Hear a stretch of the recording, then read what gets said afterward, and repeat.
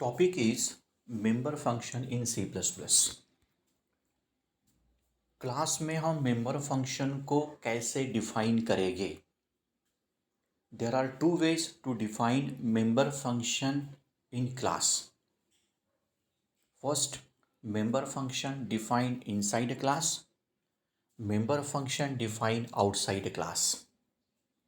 तो सबसे पहले हम देखेंगे member function define inside class.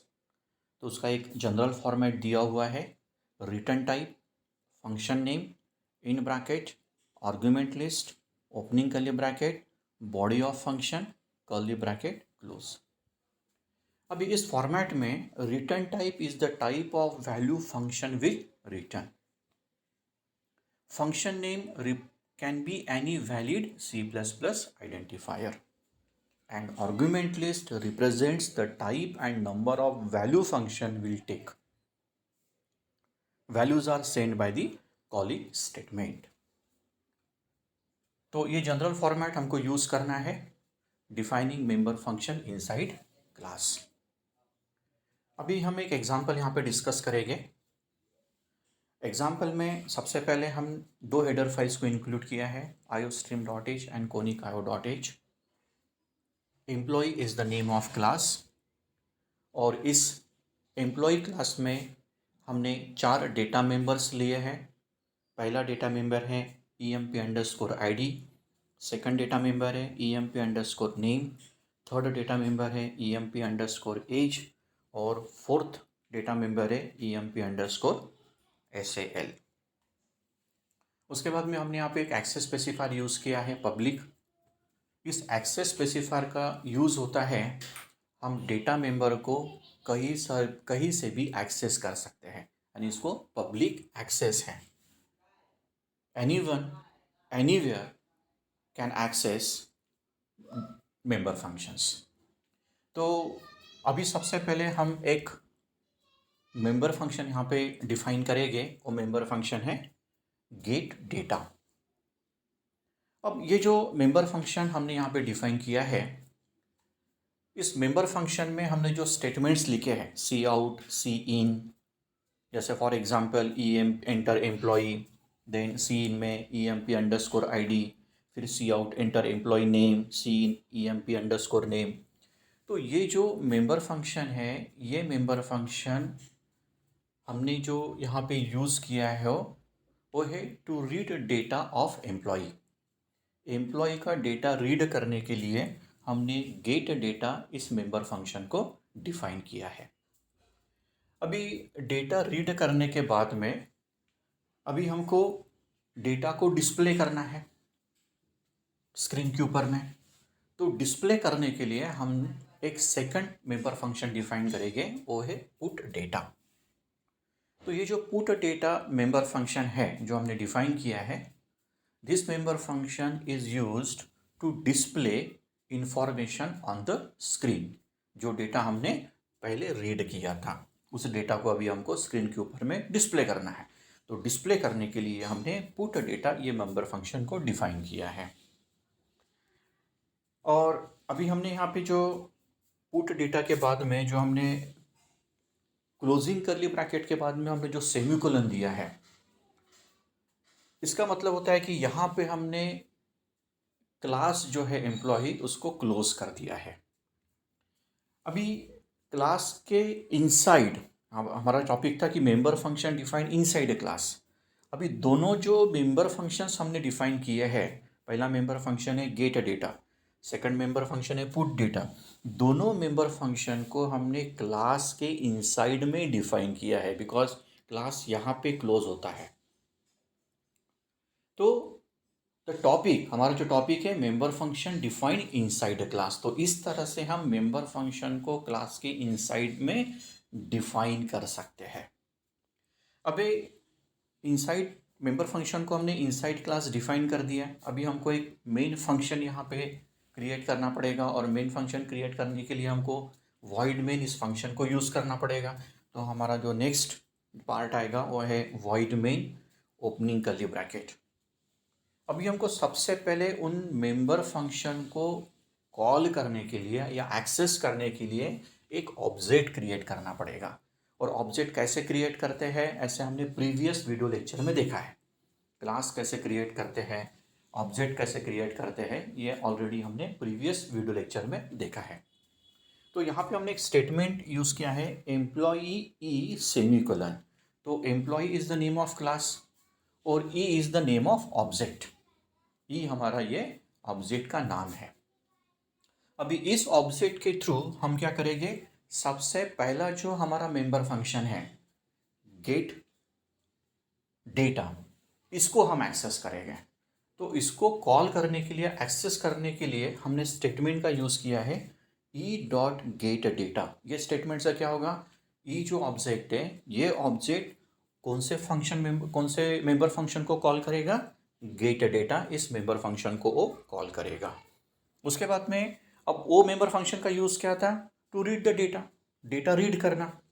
Okay, this is the use of get data member function. अभी नेक्स्ट जो हमने स्टेटमेंट लिखा है ई डॉट पुट डेटा। अभी ऑब्जेक्ट क्या करेगा, जो डेटा हमने अभी रीड किया है, रीड करने के बाद में पुट डेटा मीन्स ई डॉट पुट डेटा, वो ऑब्जेक्ट नेक्स्ट मेंबर फंक्शन को कॉल करेगा और हमारा जो नेक्स्ट मेंबर फंक्शन है वो है पुट डेटा। यानी जो डेटा हमने रीड किया है वो डेटा अभी हमको डिस्प्ले करना है या प्रिंट करना है स्क्रीन के ऊपर में। तो उसके लिए हमने नेक्स्ट स्टेटमेंट लिखा है E dot put data. Now this statement is used to call और to access put data member function and display result और information और data on the screen। तो यहाँ पे एक आउटपुट दिया है। आउटपुट में सबसे पहला जो स्टेटमेंट है, enter employee ID 1, enter employee name Kumar, enter employee age 29, enter employee salary 45,000। तो ये जो पार्ट है, ये पार्ट आता है हमारा पहला जो मेंबर फंक्शन है, okay, get data. Okay, get data से हमने क्या किया है, एम्प्लॉय का डेटा सबसे पहले रीड कर दिया। उसके बाद में हमको employee ID 1, employee name Kumar, employee age 29, employee salary 45,000 जो दिख रहा है वो हमारा सेकंड मेंबर फंक्शन है। सो सेकंड मेंबर फंक्शन है पुट डेटा। तो ये जो पुट डेटा मेंबर फंक्शन है, this member function is to display information on the screen. Okay, तो ये जो मेंबर फंक्शन है, ये इस मेंबर फंक्शन ने ये जो डेटा है ये डेटा स्क्रीन के ऊपर में डिस्प्ले किया। Next is defining member function outside class. अभी मेंबर फंक्शन को हम आउटसाइड क्लास कैसे डिफाइन करेंगे, तो यहाँ पे उसका एक जनरल फॉर्मेट दिया है, return type class name double colon, यहाँ पे 2 कोलन दिख रहे हैं हमको, इसको हम बोलते हैं scope resolution operator, scope resolution operator. Then function name in bracket argument list, opening curly bracket, function body and closing curly bracket. तो इस फॉर्मेट में return type is the type of value function will return, class name scope resolution operator, a program may contain more than one class and these classes may have similar member functions. Class name scope resolution operator tells the compiler which class the function belongs to and the scope of the member function is restricted to the class name. Function name can be any valid C++ identifier. Argument list represents the type and the number of value function will take. Values are sent by the calling statement. तो ये एक general format है, जो general format हम use करेंगे defining member function outside class. तो अभी हम यहाँ पे एक एग्जांपल डिस्कस करेंगे रिगार्डिंग आउटसाइड क्लास। तो सबसे पहले हमने 2 हेडर फाइल्स को यहाँ पे इंक्लूड किया है, iostream.h and then conic.io.h। Next employee is the name of class. In this class we use 4 data members, emp_id, emp_name, emp_age and emp_salary।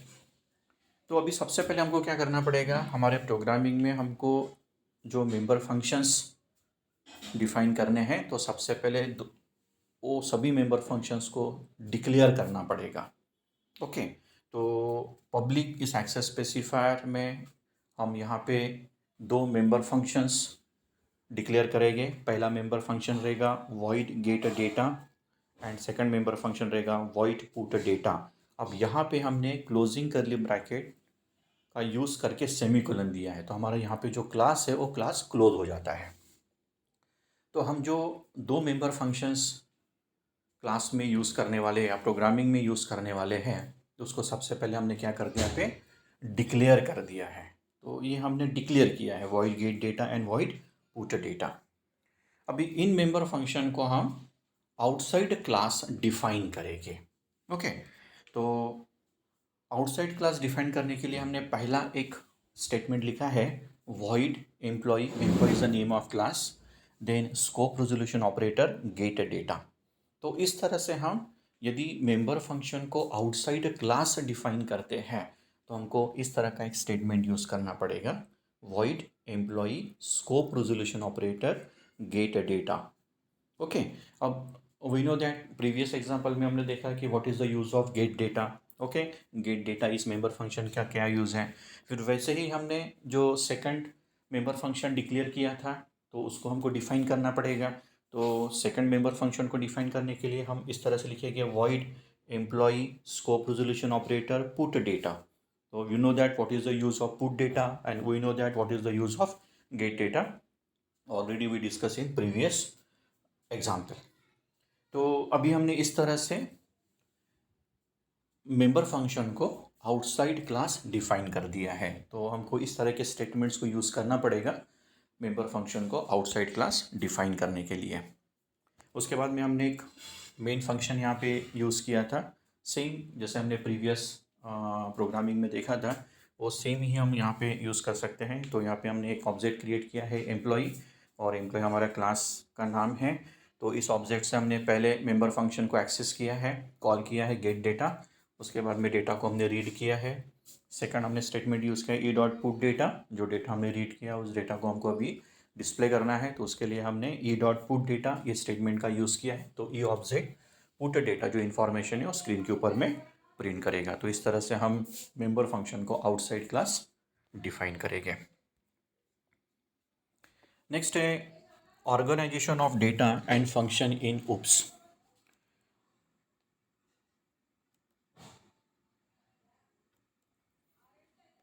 First, member allocation for objects. Second, static data members. Third, static member function. Fourth, object as function arguments. Fifth, array objects. Sixth, friendly function. And seven, pointers to member. तो सबसे पहले हम देखेंगे memory allocation for objects. The memory space for member functions is allocated when they are defined as a part of class specification. All objects belonging to the class uses the same member functions. Separate memory locations for the objects are allocated when they are declared. Separate memory location for the objects are essential because the members variable will hold different data values for different objects. This is shown in figure. Next is a static data members. A data member of a class can be declared static. It can be in the public or private part of the class definition. Such a data member is created and initialized only once. Static data members which are declared public can be accessed by using class name and the scope resolution operator. If only include the declaration of static data in the class declaration, initialization of a static data member is done outside the class. Next is static member function. The static member functions can access only the static data of a class. Similarly, static functions cannot call non-static functions of the class. Functions which are static and which are declared in the public sections of a class can be called without specifying an object of the class. Next is object as a function arguments. Object is a variable of class type. An object is used to access the class members like normal variables. Object can be passing as function argument. Next is array of objects. Array is a collection of similar type of data. Arrays within class means an array can be a collection of class type. Object of class represents a single record in memory. If more than one record of class type, then to create an array of class or object. So this is the general format of array of object: class name, data type variable 1, data type variable 2, up to data type variable n, then method 1 and method 2, and then curly bracket close and semicolon, and class name object in bracket size. Now this is the general format of array of object. Next is friendly functions. Friend function declaration can appear anywhere in the class. This function has the capability to access any private data members. It has minimum one object of the class as its parameter because it accesses data members with the object name. It cannot be called by an object because it is not a member function. One function can be friend of any member of classes. Now, what are the properties of friend function? The first, friend of the class can be member of some other class. Second property, friend of one class can be friend of another class or all the classes in one program. Such a friend is known as global friend. Third property, friend can access the private or protected members of the class in which they are declared to be friend, but they can use the members of a specific object. Fourth, friends are non-members, hence do not get this pointer. Fifth, property, friends can be friend of more than one class, hence they can be used for message passing between the classes. And sixth property, friend can be declared anywhere, that is in public, protected or private section in the class. Next, pointer to members. The address of a member can be obtained by applying the operator and to a class member name. A class member pointer can be declared using operator scope resolution operator asterisk with class name. Now this is the example how to use this pointer to a member. Class A opening curly bracket private colon integer m public void show semicolon curly bracket close semicolon. Here it can define a pointer to the member m as follows: integer a scope resolution operator asterisk ip ampersand a scope resolution operator m semicolon. Here a scope resolution operator asterisk means pointer to member of class A, and ampersand a scope resolution operator m means address of m member of A class. So this is the pointer to members.